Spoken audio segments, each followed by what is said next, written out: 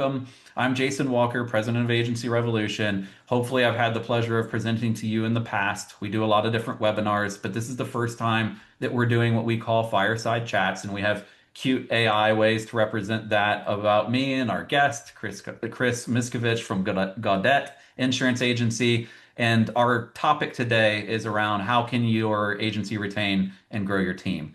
And this came about because I met Chris a few years ago through mutual contacts, and I'm happy to say that we have you here today based on a conversation that's a couple years old. And I'll set that up so that we can run into your experience all around talent acquisition, retention, how you do it in an agency as the VP of operations and the leadership that you're providing, how you might mix some tech with all of that. But we'll get into all the nitty gritty in a moment. For all of you that are on, submit your chat questions, comments using Zoom's panel. We will make sure that we get through as many as possible. We likely won't take the full hour because we always want to give you some time back. But if the conversation's getting in there, nitty and gritty, we will take it through because we want to make sure that you gain value as agencies that have come here today to listen to us in the conversations that we have.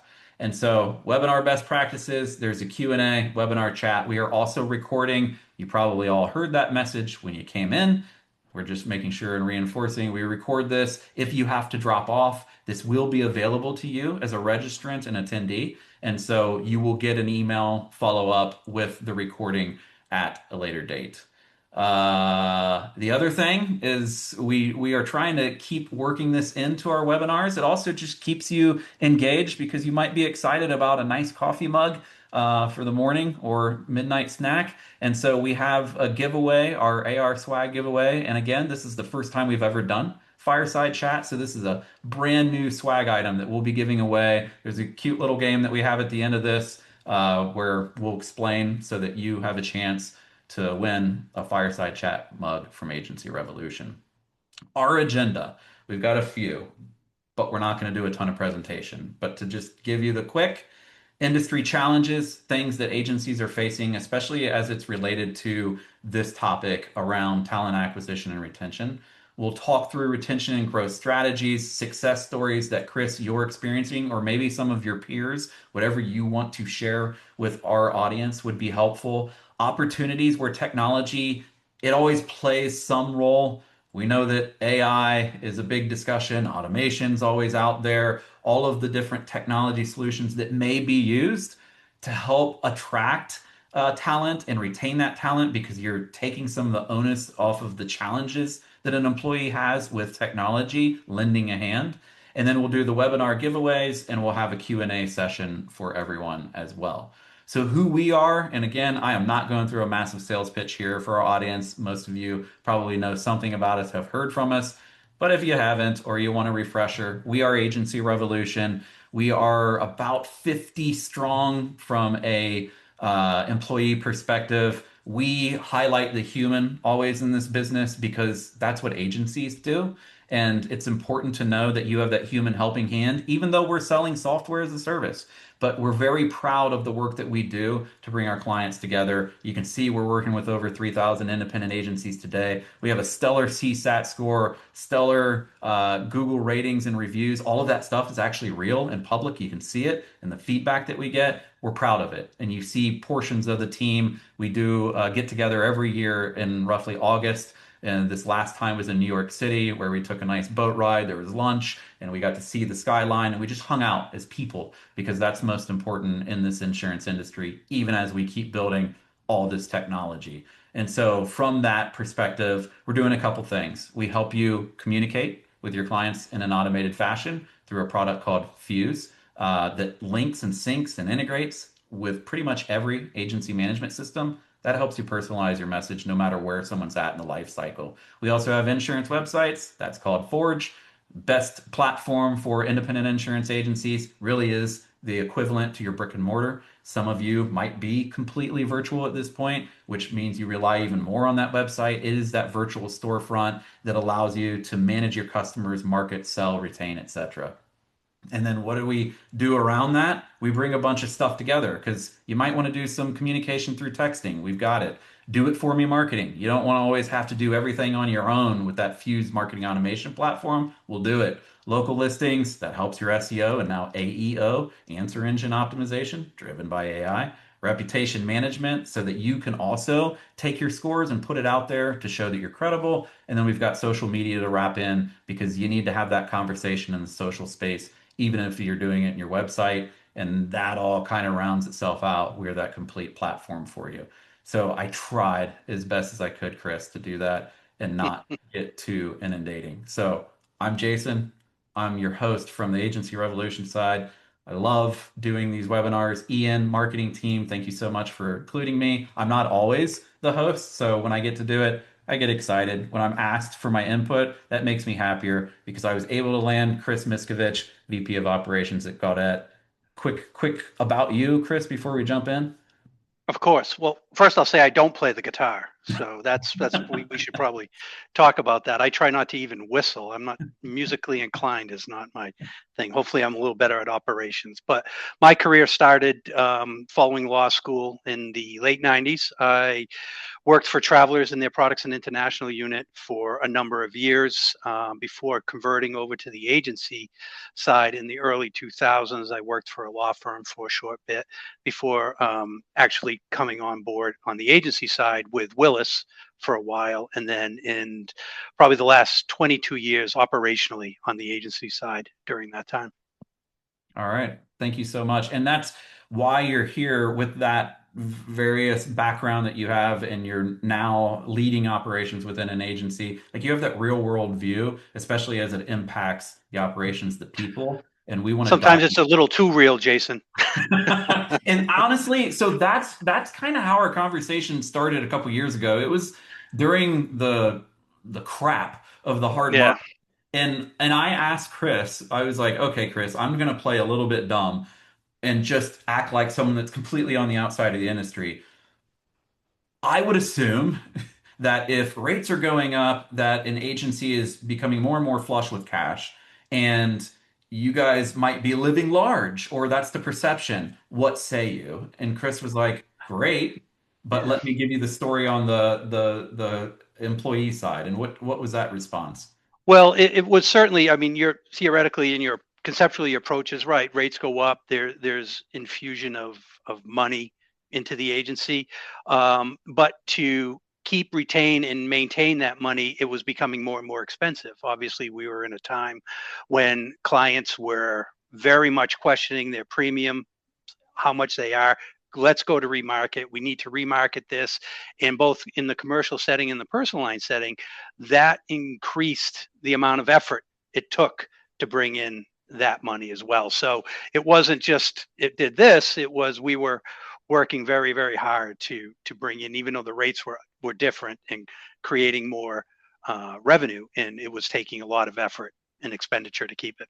Yeah, and then you had commented, and we're bringing in some quick industry numbers for everybody. You had commented on even like that the inundation leads to like feeling overwhelmed, which leads to some churn within the agency. And that then creates an expensive proposition to have to go out, find talent, get them interested in the industry if they're not already in it, or convince them why they should come to your agency. And then it takes months to cross train and get them up to where that last person may have been. So all of, sure, revenue in, but expense out, and potentially multiplying on that expense because of that churn factor. And we're seeing that here that, if there's a burnout effect, you see that churn even going up in a multiple for agencies, for business in general. It's not just specific to insurance.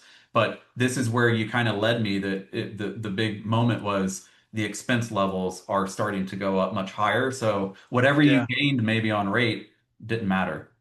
It wasn't only in just, in true dollar finances too, Jason. As you pointed out, burnout, folks' approach to their job, folks who were thinking about retirement, but then were taking and even bringing it, accelerating it because of what was happening. We were in a very, very unique time in our industry.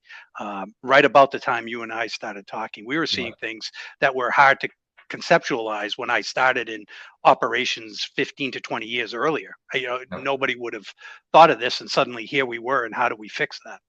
Yeah. And you also reminded me that you were like, there's this whole concept of the market goes hard and soft, and it happens at certain times. There's precedents for this. Why it happens, the reasons are sometimes different. But the point is, it doesn't mean that when the market softens, that's going to also just be the glory days or the glory years, Right. because now rates become more competitive. Clients are out searching a little bit more. You're opening up funnel for net new business and get on a hamster wheel of potential churn of clients. Inundation comes back to your employees yet again, just in a different way. Yeah, it is cyclical. That seems to have remained true in my 30 plus years in the industry, that everything works on a cycle and it comes around again. So when it gets soft, that's not, as you're saying, we don't, put our feet up and sip a Right. brandy and just, we have to look at that horizon that eventually coming around again are going to be tougher times.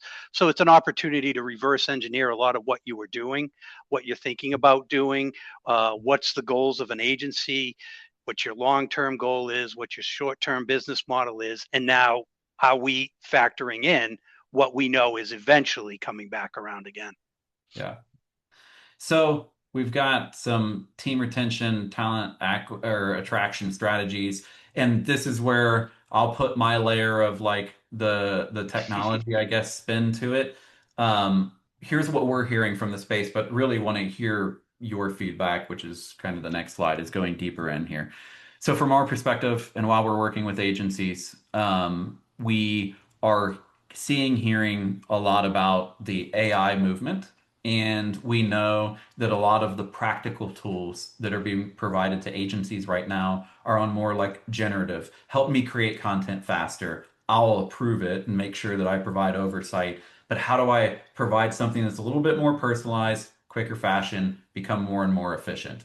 And so that's that AI piece that helps to generate some of those communications that you then push out through automation. We experience it, we do that firsthand. Agencies say that creates some efficiency and maybe some satisfaction with the client base. What say you about AI and automation in your space, how you've used it? Are you seeing results? Give the crowd something to think about for themselves. So yes, I will start, Jason. I mean, obviously, I'm very fortunate working for Lee Gaudette, third generation here, because his approach is, he is not crystallized in the way it was. He is continuously challenging us to look at how things are coming up in the future, and obviously, AI and automation is a big part of that. So we are working with it. I work with my leaders to figure out how are we best implementing this to create a stronger work environment that works towards retention, right? We want to have our employees have all the tools necessary for them to do a job. And if they feel they're having that, then they're going to stay with us, right? That we're Right. entertaining these things. But we need to be able to integrate them in a way that makes sense to the employee, that shows a quick return, whether it's on time added to their day or an ease of process. And AI has a pretty wide spectrum of different things they can do. Some of our early considerations and some of the things we're looking at, and I'm going to use terms like I know what I'm talking about here, but I'm learning as I meet with our AI folks, is that one of the things we're doing early on and we're looking at is to create something like they're telling me is called a data lake. Okay, where we're putting our data protected within this lake, and the AI automation will only go into that lake to pull questions out. Okay. Okay. So one of these lakes we're looking at and we're creating and building around for our employees is something around all of our carrier appetites, applications, supplemental applications, all of that, where we used to have folders and employees would save it on desktops and search for it. We're now looking at creating the AI question of XYZ company, will they write gas stations, and can I have the supplemental app, where it now will just work within the data lake of those carriers we're doing. They will grab that information and instantaneously they have that. We see Hmm. that as a very productive tool for our employees. Again, the easier I can make an account manager's or a CSR's job helps me towards retention, right? They see a Yeah. company invested in helping them be better at their jobs, right? Because Okay. they're trying to work, they're trying to build their day out. And then it also works. We build a similar data lake we're looking at for also for in-house for them when they have questions as we grow to larger and larger employee numbers, HR questions and things about benefits. So we create a data lake. They go in, they type that, and that it goes into just our information. One of the big challenges for us in the AI and the automation world was understanding, and I say us, I mean me, making sure we understand we aren't collecting data from inappropriate places and our data is not being taken from others. So I keep coming back to that phrase data lake where we know we're protected into that. And at some point it's going to evolve from there, Jason. We're going to Yeah. have to see bigger pictures. But for us, we have more than 20 carriers, right? Hard for our frontline folks and our service providers to know the appetites, to know what to expect, applications, all of that from 20 different carriers. So as we grow, and we're an agency that we talked about 2 years ago that's really focused on growing and being dynamic. We're going to continue to get more and more employees. We're going to grow offices. We're 5 now. We could be 6 by the end of the year. How do we continuously make sure all employees are operating from the same page? We're all rowing in the same direction.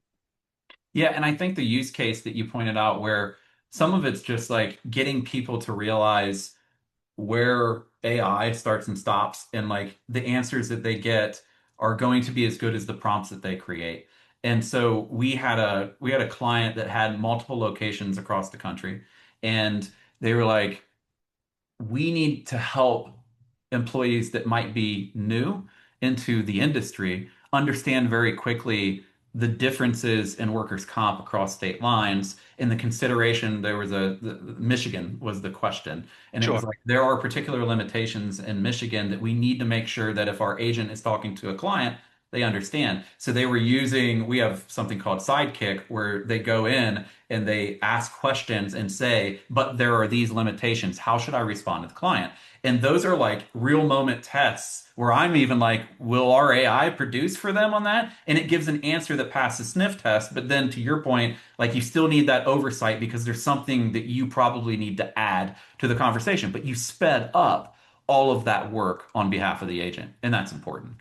Um, Pace of play is definitely important, Jason. Yes. I would agree. So what about on the client self-service side? What types of things might you be doing to take the onus off of your team, which creates probably a happier working pool when some of the things the client can do on their own? Any experiences there that you have that you could share? Yeah, no, certainly there are. One of the things, sort of a catchphrase that we're adopting and evolving into here is creating self-reliance for the client. Okay.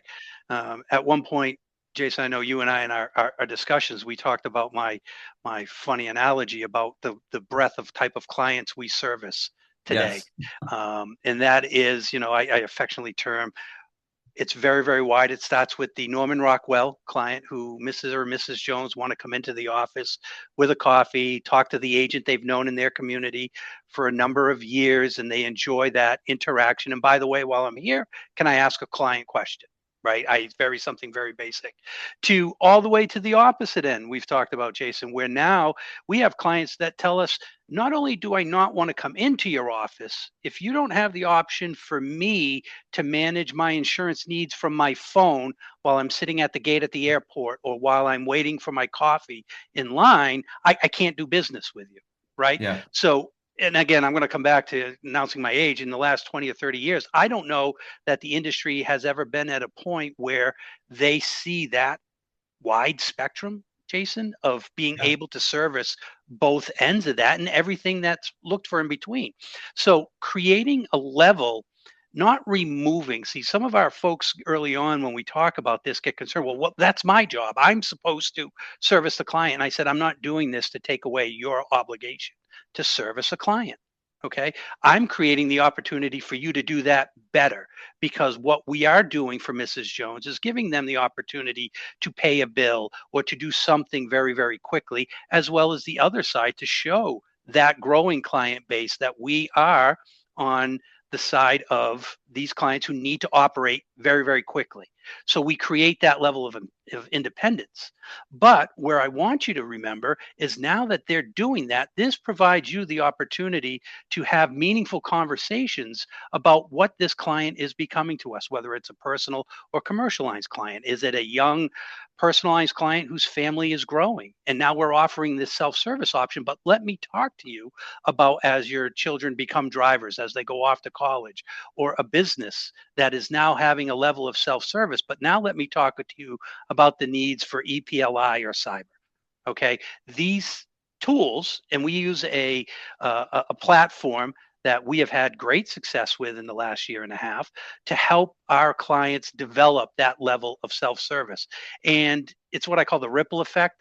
One generated two people, and then it sort of spreads out from there. And you fast forward 18 months, and now we have just over 32% of our client base is engaged in this, you know? That, So well, I don't know if you even, I'm sure you recognize, but it's probably secondhand to you as you're describing that scenario and you're talking to an employee that you're saying, listen, I am actually not doing this as a detriment to your job. I'm creating opportunity. One of the questions that I always ask, and you've kind of already answered it, is this whole concept around change management. And that's one of the hardest things to create successfully in any business is that change management process because you have been doing something one way forever and now you have these tools and solutions that come in and speed up where we're all going technologically, but you've got to get people that have been doing something forever to change. And the way that you just described it to me was you were using the words just second nature. Like, I'm creating opportunity. I'm going to give you more time to do these things. I'm going to give you, enhance. And so it's the terms that you use that also reassures everyone this is going to have a positive effect on you as the person that's working in this agency and create something new, a bigger opportunity. So even the way you framed it up, I feel like it's probably embedded in your culture that like all of this is for the good. It is not for anything else. we try to embed it for sure, Jason, and it's something we don't say once and forget. You know, Yeah, from Principal Lee right on down, we're talking about we're creating a culture here professionally for you to successfully do your job. Now, there are challenges with that too, because just like we talk about that width of client, we see it in employees as well, right? yeah, The employee expectation at a location is very wide, probably wider than it's been at any other point that I've been in the industry. Meaning, we're very fortunate. My brand is turning 100 this year. We joined that congratulations. independent. Thank you, the independent agency channel where we've hit the 100-year club, and we've just last year we had a retirement, but we've also had employees who have been here almost 25 to 30% of that time. Okay. Wow. And their approach to change management is certainly different than I've recently just hired a Syracuse graduate who's come on board, and his approach to he wants to be a sponge and he's learning and he's learning. And if I don't use the words like client, independence through platforms and AI and this tech to him, he's going to be confused if I'm trying Yeah, to explain to him how we're moving the ball forward without these, right? We have to yeah, accept this change. This is part of our world. And for that employee, he understands it a little bit better. Now, Mr. Jones, who's been with us for 35 years, 40 years, and maybe even predates the current generation who owns it, was hired by his father, doesn't come to that quite as quickly. Okay. right. Here's where I have a lot of conversations around what we're doing is making your job easier. Meet me halfway and let me show you that. How do we take your current position, make it stronger, make it better? So that wide gap is obviously something we're working with as we integrate IT, just like our clients. And as we talked about, a couple of years ago when we first started talking about this, Jason, that changes from hour to hour. Oh We're yeah. we're constantly in this coaching, training, developing mode with our folks, which I attribute to, as we bring this full circle, retention. Yeah. In the last few years, since we've had some very strong success with retention. Well, I appreciate that, like the diving in and the context that brings forward best practices that you've deployed within your agency? Because the goal here too is everyone who's on this call or will watch this video is like, what can you take away from something that Chris, you've implemented in the ways that you nuance conversation and language that helps to drive that culture that's obviously been successful because you're turning 100. So congratulations again for that. What about consolidate? I'll try to kind of move this along a little bit from a consolidated tech stack perspective, and we have a slide as a backdrop and a slide or two just to show the complexity of the world. I think that we've all created, us included, of tools and solutions available to you. And when you and I did a pre-call, you had said, Jason, it's not so much the technology's there.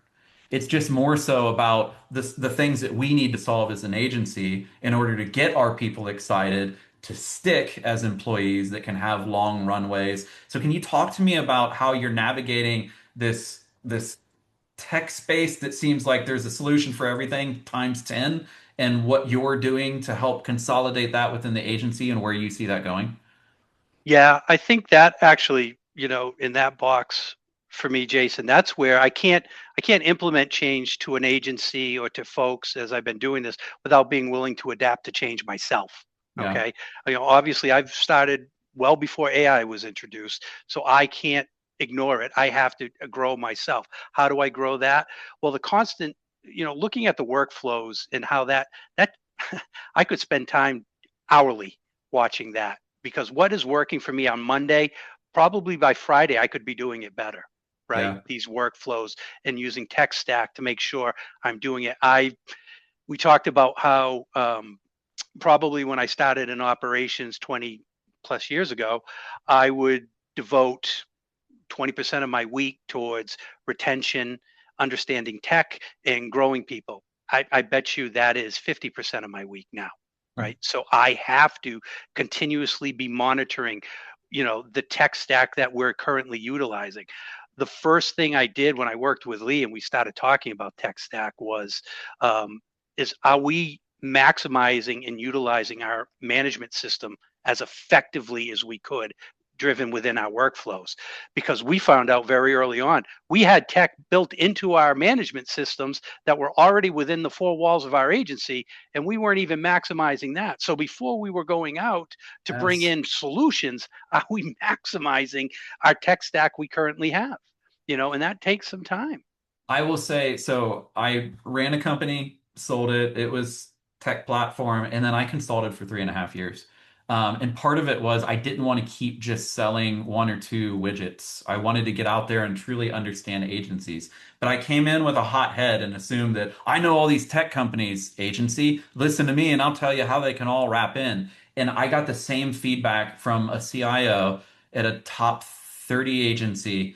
He was like, slow down, guy. He was like, we need to figure out how to take the management system that we have and we need to maximize it. He used the same words. He was like, I would say that we're probably only maximizing that platform 25 to 30%. And he was like, maybe I'm being Right. facetious, maybe I'm off a little bit, but the point is, we have things that we haven't even unlocked within our core system before we ever go out and start looking at everything else that surrounds it, that can plug into it, etc. And so, Yeah. same advice was given to me when I came in, not truly understanding that agencies weren't maximizing what they already have at hand. And so that's a very important lesson to be learned. Yeah, I think you have to start internally, look at yourself, know who you are before you start adding, because you could just be tech stacking yourself to the top of, Mount Everest, and if you're only using a quarter of it, what good's that tech stack, right? Yes. And if you're developing it, I think spend some time with that. We were very surprised early on in the process, to realize we were not close to maximizing what we could as part of our, developing our what do we need, what we don't need in terms of tech.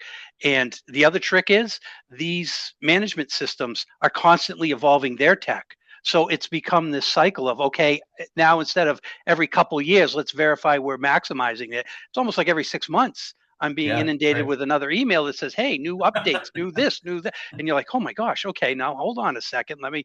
So trying to get on the front end of that it's a full time job. It really is.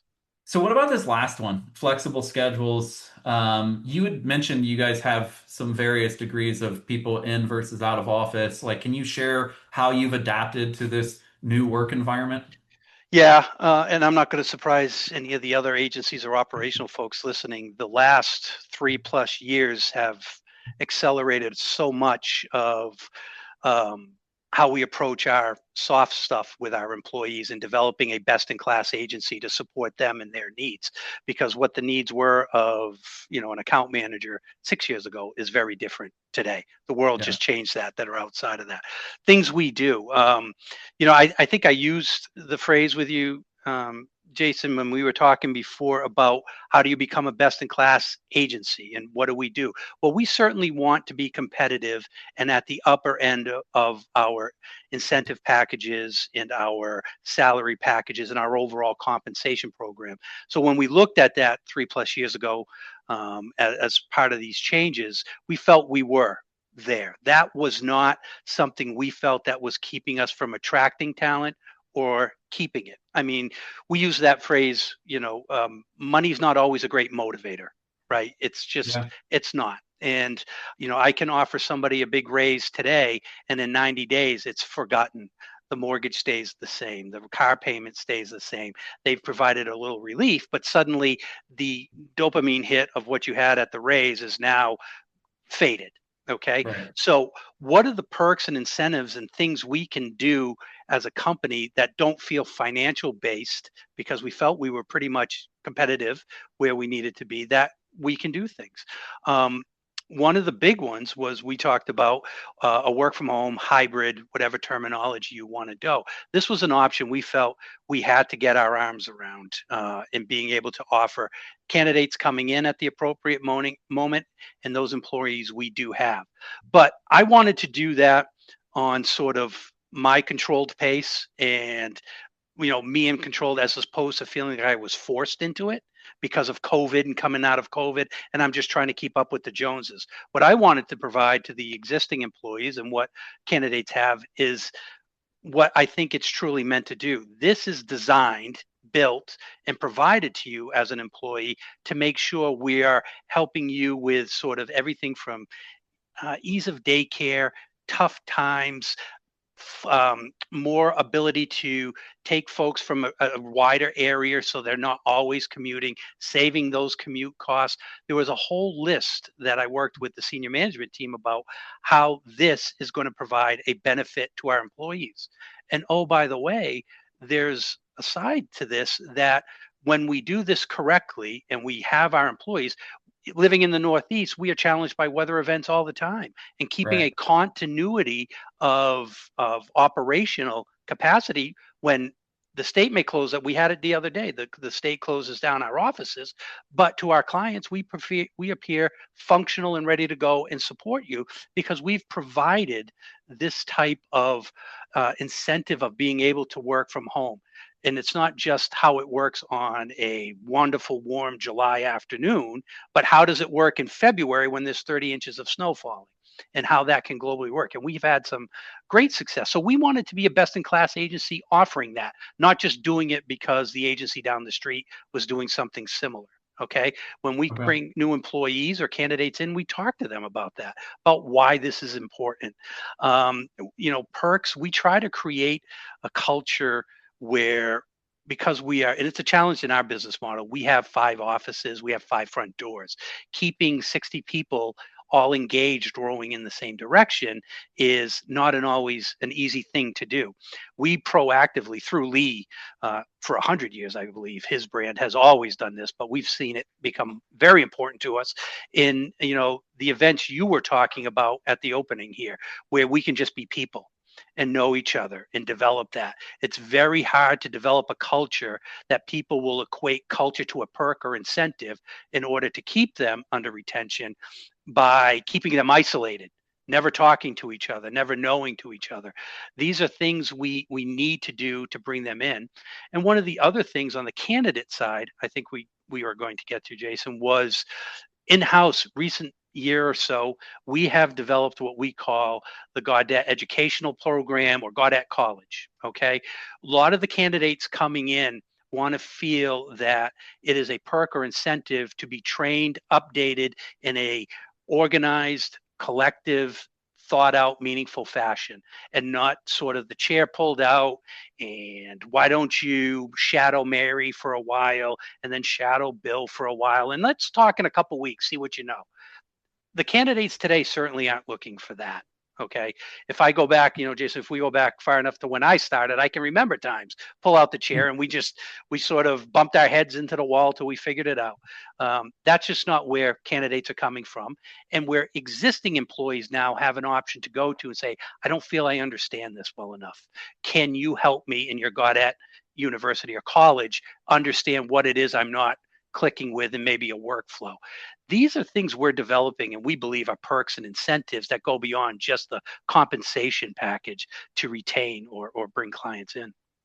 Yeah, I love Excuse the me, employees in. concept of like the educational hub that you've created at the company. I was excited for you to bring that into this conversation because people will be like, well, I have a knowledge base and I have a quick 3 week immersion process or whatever.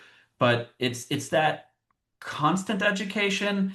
I know from my experiences, we're asked more and more like, I would prefer outside. Yes, money's good, and we will never cloud judgment on that. But at the same time, it's like, I want to see what my opportunities are within this business, and I want to see that path for me. And I want to know that I'm working alongside other people that are also, in that same motion as we Right. work together. And so to have something that's perpetuating that opportunity of education and creating college, university, or whatever a business wants to deem it, it's that ongoing process because otherwise we grow bored, fed up. To your point, we lose sight of the fact that maybe a raise just hit because everything else in our lives is moving and progressing. It can't just be that one moment in time within the business. And in a space and in an industry where it's like there's a lot of perpetuation happening, we've got to bring that new generation in. And how do you do that? Creating what you've just kind of gone through this 360 motion of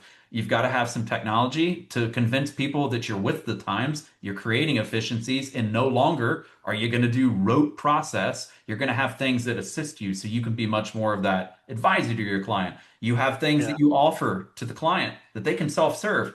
That's good because that again creates efficiency, takes some of that inundation of questions and constant same stuff coming from different clients and wrapping it into something that's self-serve because it's a frequently asked question. You should solve for it through tech.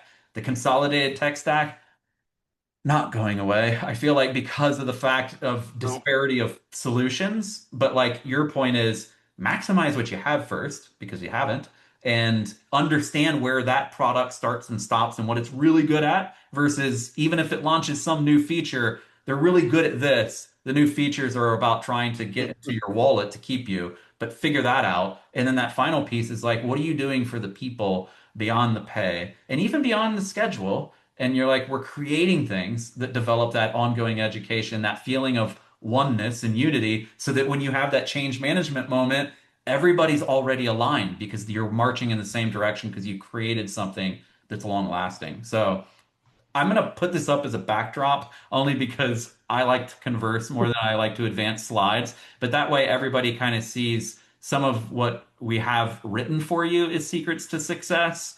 And you've mentioned some of these, like the 100 years in business, the team members across locations. I think you said those six. Is it five or six? Did we? I think there's five there. Yeah. Okay. Yep. Okay, just wanted to make sure we captured you correctly. But when we're thinking about like here's a bunch of success, it didn't happen overnight. You've shared with us ways that you look at your team members, the ways that you bring and unify people together to do what's necessary for the business, because it is a business at the end of the day. Are there other pieces that you're like, even beyond what you see here as bulleted lists, that I, as Chris, believe in through and through and will fight for and make sure that it continues to be part of the fabric of the agency even after I'm gone? Anything to share there that's like cherry on top when we're talking about building successful teams that last? Well, I do. Yes. And it's probably not quite as tech based That's that fine. you I don't know. want to talk tech always. Yeah, I know it is. We've got to get to that, and tech is part of life for Yeah. us as agencies. I mean, that it is what it is, and we've talked about how to manage that. But I think there's a few words I come to where I see where our teams are succeeding, and that I think is important. But we say we do it, but don't. One of the words I think of is empowerment. So, very few years ago, talking with Lee, and Lee correctly, recognized when we began our partnership was that we were very flat and we didn't have to turn our business model or our flow chart into Mount Everest, go to a peak with all different levels, but we needed to insert some levels to show progression for employees because that goes hand in hand with retention. People want roadmaps. People want to know how to get there. So we embarked on that probably just before we first met, Jason. And today we find that team leadership has worked out very well. We've created a couple levels of different things and wasn't just creating it. I want to come back to we had to empower the people to be those roles. We didn't want to create these wonderful job descriptions, very much peacock, look what we offer. And then at the end of the day, if you were to ask that person, well, it looked good on paper, but at the end of the day, I'm really just checking back in. I wanted to create empowerment and for people to run their teams. Okay. I want to provide you what the goal is in the numbers wise for your team. And then I want you to take that and tell me how you're developing that team. So empowerment and buy-in from those folks to create really, really strong teams. I didn't want to be, the one delivering that and then expecting them just to do what I say.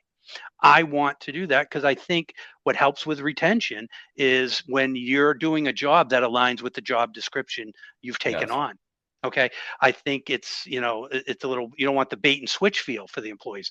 Well, they talked about I would have this empowerment and they talked about I would have these resources and they talked about growth path and how they're going to train me. And suddenly I'm sitting here and all I'm doing is all this busy work, transactional work for somebody who's telling me what to do. That was a model we certainly wanted to stay away from. We didn't want that to happen as we grew our model in our teams. So we've had great success with that. With it comes some challenges. You need to make sure you've built in a Gaudette learning track college that allows them to grow within that, both internally and externally. Because some folks, I'd like to tell you, we could just go all out and hire team leads, and everybody had 5 or 7 years leading teams, and it was almost plug and play. Not the case. In fact, we bragged about the 4 positions we implemented to start were all internal promotions, Okay. and we work very hard with them to grow them. They were identified, we had some interviews, and then once that process was in place, we very much worked diligently to support them, but not tell them we want your opinion matters. And I like to believe we've bought time with these folks because they recognize that, well, they're not just giving me a piece of paper telling me what I would have done, but now this is actually what I am doing. So I think that is a success story for us, the development of these positions, the outlining it, the training, and watching these people grow into them. And it's an evolution, Jason. You don't Yeah. flip the switch and everybody's there. Every day is an evolution. We're challenged by new situations they haven't had, whether it's with clients, employees, whoever it is. And if they see something, they're now my eyes and ears, right? For my Yeah. department leaders to say, here's what we're seeing. Okay. And we try to create that empowerment with them. We have offsites with them to go over what is it you're seeing? How are your teams working? How can we support you better? Is there tech in the space that fixes it? Are we not utilizing tech that can develop it? So we've had a really great success that way. It's always a bit of luck tied into everything. There certainly is, and I don't pretend to say I have it mastered, but it's something that we're very proud of. So I appreciate that, and the buy-in stuck with me because we've talked about change management, the importance of that almost more than anything else because you can add something to the business, but if you don't have people all following behind it or at least accepting and adopting it, it kind of kills the Right. momentum. And so Right. this last is a backdrop for me to then ask the critical question.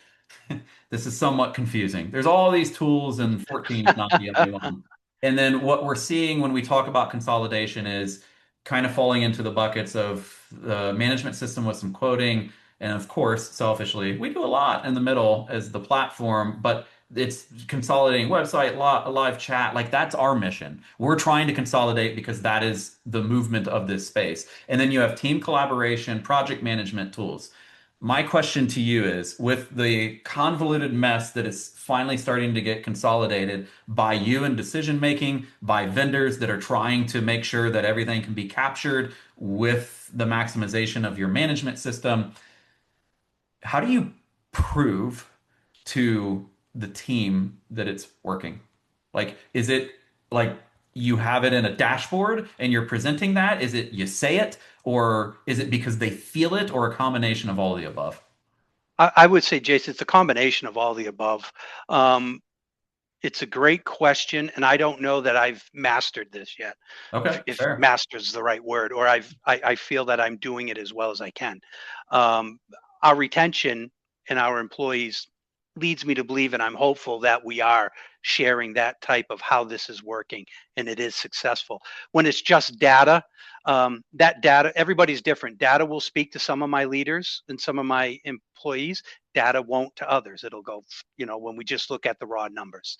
A lot of them operate by feel. So a lot of my frontline service providers, client facing folks feel that they can now see it and feel it. But I also hesitate a little bit because I'm only 2 to 3 years into this. I'm Yeah, not so fair. sure that this may be quick enough yet to really feel. The data shows it's happening. When I look at the number of clients who are now on our portal and app platform, with 30% plus of our employees there, and I'm looking at a rolling 6 month of almost 15,000 interactions by 15, excuse me, 1,500 interactions by our clients within that portal. And I'm saying to myself, I know very well if this suddenly was gone and those 1,500 interactions now were placed back into the client facing service provider, that Yeah. would suddenly go, ooh. So this slow build has not always allowed for a dramatic flip of the switch. I know when the light is on, I know when it's off, kind of thing. So there is a combination of all of it, Jason. But I also think what's very important is we do transmit success and how it's improving and how it's getting better a lot more frequently than we might have done those things in the past, because at the end of each year saying it doesn't have the weight I'm finding for those folks to realize we're tracking this monthly, we're tracking it quarterly, we're working with you and adjusting on the fly when we need to in shorter time frames, so it's staying fresh in their mind. Okay. To make sure we're communicating that to them over. And we invite in the communication folks from top to bottom. We want to know what you think, what you're feeling, what you're seeing. Um, you know, Sometimes I'll hear I'm too busy to be jumping into that, but this is you may. But then I say you're making my point. Okay, you're answering my questions. Why is that? What is it you're not recognizing? I can find still from office to office that an office may be doing a very simple workflow with a laser beam and somebody else may be using a spoon. And we still catch these moments, but I wouldn't know it if I weren't including and collaborating with those employees at that level to make sure we're constantly evolving this. And I appreciate the answer for a couple reasons. One, because like I would say the audience sitting here, we will probably all say the same things. Oh, collaboration, data, etc. But it's hearing how you mix that together because there isn't a perfect answer yet. And I think that's Yeah. important for all of us to understand is that when I was advising clients and just being a consultant, I was always saying up front, because I was helping identify technology platforms to bring in-house after understanding problems across the board. And it required everyone within the agency, at least one representation from each department, to talk about what their aspirations are and their challenges. But in the end, once we got through it all, I was to go out and assess, call it three top platforms that seem to fulfill the issues of the agency. And then I would conduct Zoom calls to record it all with each of those providers and complete a fulfillment list based on what the agency said would be perfect. Mm, Not one time did that checklist ever come back with 100% checks. And that's the thing that I think that is powerful and is an okay and right answer is that I don't know everything yet, and it will never be quite perfect. But if you can sit here and see that you're retaining your employees at a high rate, a celebratory rate, that is a great check mark that all these investments we're making, the changes that we're putting into place, the culture that we're building, the university that we have, that is a quick identifier objectively that you're doing things right. Is it perfect? No. But that retention of right. the employee is the whole reason why we care about the systems we're putting into place that supposedly create that efficiency. And it's a journey and it won't be done. And you probably, if you and I came back 20 years later, you'd be like, I'm still not in it long enough. I'm still not in it long enough. No, and it's true. And again, in my change, defining what a successful retention of an employee is, Jason had to change too. Yeah. Okay, we have from Lee down, we developed the process where an unsuccessful relationship with an employee who leaves would only be defined as one who left their current job to do the same job at a different agency. That's something I want to reverse engineer. How did we fail there? Because we want to consider ourselves a best in class agency. What was that employee not getting here Yeah. that they are getting at that other agency? Now, I redefine, I no longer think if I've brought my Syracuse grad in, young man, very career oriented and is embracing the industry. If he's here 5 or 6 years from now, I probably would be surprised.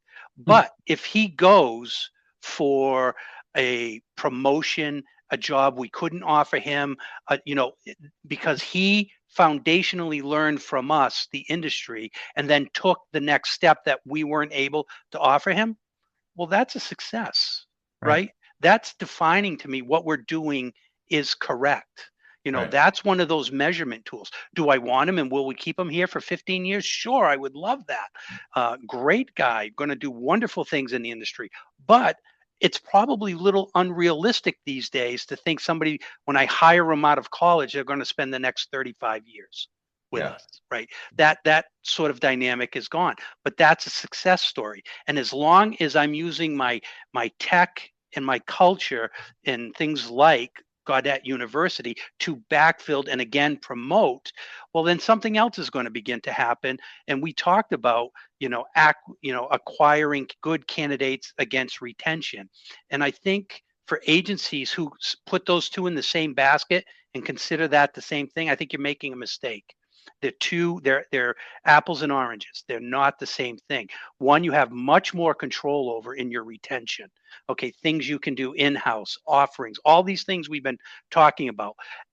Acquisition and generating great candidates is a little trickier because you're a little bit more susceptible to what's happening out there in the industry, who might be out looking for jobs, all of these other things. But what we do consider a success, and I'm really gearing towards, and we're starting to see that, is that our industry does a good job of talking and gossiping, especially regionally. And what I want are candidates coming in and starting to get emails saying, I'd like to see if there are any opportunities here because I've heard you're a great place to work. And how do I do that? That is where it comes full circle. That is where my Syracuse employee, who went off to become a team leader after 5 or 6 years, talked about the great benefit he had and growth he had at Gaudette. That is a win. And if he goes off, and now I'm building a cycle of, if I can maintain it, this, folks coming in saying, I've heard really good things. Your use of IT, your culture, not just we pay the best, right? Yeah. That all of those things. And that tends to generate a more sophisticated candidate shopper, right? We talk about acquisition. I work with my team leaders. One of the things we talk about is how to interview. Okay. When you're talking to, a candidate who's looking to come in, I want one of your first questions to be, and make sure your candidate understands they're interviewing us as much as we're interviewing you. Because there's nothing worse than them thinking I'm going to the right place and we're hiring the right person, but we're not on the same wavelength, and finding out 6 months after we hire them because they're going, geez, this wasn't what I thought it would be. having them interview us as much as we're interviewing them is going to increase our success rate of bringing the right person for the right seat in. Clearly defining our job descriptions, holding ourselves accountable to them, and making sure our candidates see that and we're bringing them in. Well, listen, Chris, we're going to end on that note, this conversation, and because I think it's a nice recap of really coming full circle when you're talking about acquiring talent versus retaining, and the two being two different motions in the business, not confusing it as one. And that's a really powerful statement. And I appreciate this conversation because this is what we want to do more of at Agency Revolution is just have conversations with people that are experts and not always profess we know everything and have you comment on a topic that might not always have to do with technology. Yes, it is part of our lives, but there's the human component that's taking place as well. So I want to thank you for that. And I'm going to ask Ian if he wants to jump in and conduct the poll. I hope that, yes, we have a decent crowd to win a swag item, and he's adding a poll up here. And so, Ian, do you want to take over on the mic? Yeah, thanks, Jason and Chris. Great conversation so far. And I'm just starting a poll now. So if you're interested at all in learning more about Agents Revolution, what we offer, some things that Jason talked about, please feel free to submit that poll, and our sales team will be in touch with you. And we do have a few questions, so we'll kind of do our giveaway next. But I do have a few questions for you, Chris, that are coming in. So we'll do that in the Q&A at Sure. the very end here. But yeah, feel free to fill in that poll as we go through. And then if you want to move forward, Jason, we're going to also be sending out a webinar replay to you tomorrow around 11 a.m. Eastern. And you're also going to get a great downloadable guide that's exclusive to this event. So as a thank you for jumping in and joining us today here live, or if you're watching the video recording. And now we're going to do a quick giveaway. So get your typing fingers ready in the webinar chat. Um, the first three to answer this next question correctly are going to win a mug, and there's only going to be three of them made. Well, four, because Chris, you're getting one too. So the exclusive item here, hopefully we don't see it on eBay later. But all right, I'm gonna go ahead and jump into the question, Jason. So let's hop over. So the question is, which organization, not business, is famous for coming up with the recipe for s'mores? Hint, they are well known for their cookies, selling them outside of stores if you haven't seen them. Hmm. And we're kind of going off of the theme of the fireside chat here. So we've got a couple answers here, and we have three winners already. Okay, I was thinking this would be a trick question, but Lisa, Gamal, and Mallory, you guys got it spot on. Yeah, the Girl Scouts. This was originally, I think, in the late 20s, they came up with the recipe for s'mores, and now it's a thing that we all do in the U.S. here, especially. So, awesome. Thanks, Lisa, Gamal, and Mallory, and everyone else for participating in the little quiz there. So we'll be sending you that giveaway. So just stay tuned. And now questions. Um, we have a few here. So first, we have a question for you, Chris, from Joanna. And she's asking, how do you find the time to maximize the management system and learn everything there is to learn about technology? Do you do it during weekends? I simply have zero time during the day. Can you help Joanna here? But one of the first things I had to adopt and was very hard for me, I couldn't do it every weekend, became delegation and reporting. So I had, and this young woman heads up our Gaudette College in our streamline. She has now taken on this role. She's transitioning from frontline, forward-facing client person to she was such a high user of all of our tech. She has become the natural fit for this.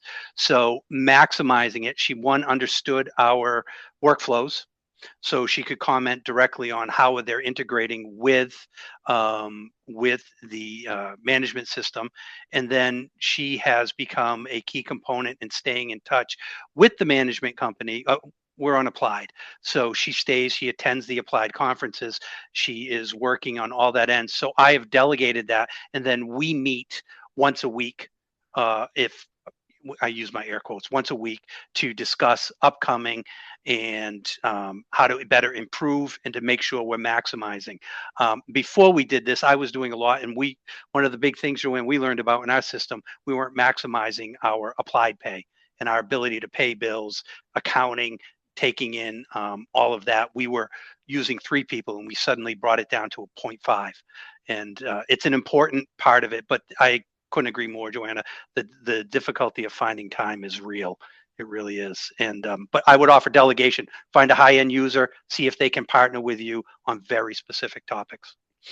Excellent. Thanks, Chris. And unironically, you also answered the next question, which was, did you have a dedicated trainer? So you already covered that, kind of two birds with one Yes. stone. But we have a, oh, and And Joanna's a saying very thank you. important thing to do, a very important thing to do, and empower them to grow as a trainer, to learn more about whether it's your management system, your platforms, and to be able to understand not only for, and her name is Jess, for Jess to be able to do that for us, but she was clearly a high end user of our workflows and how they related to that.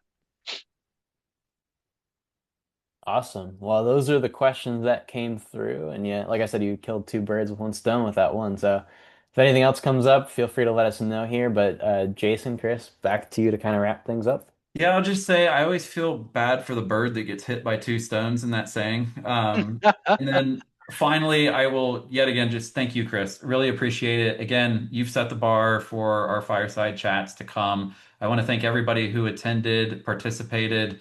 The 3 that won the mug, we're excited for you. And hopefully, everyone gained some insight or ideas within their agency. That's really what we want to keep trying to provide to all of you as you attend these webinars. And so be on the lookout for more invites and great conversations. But thanks so much, Chris. Appreciate you. Thank you, Jason. I enjoyed being here. All right. Until next time, everybody. So long.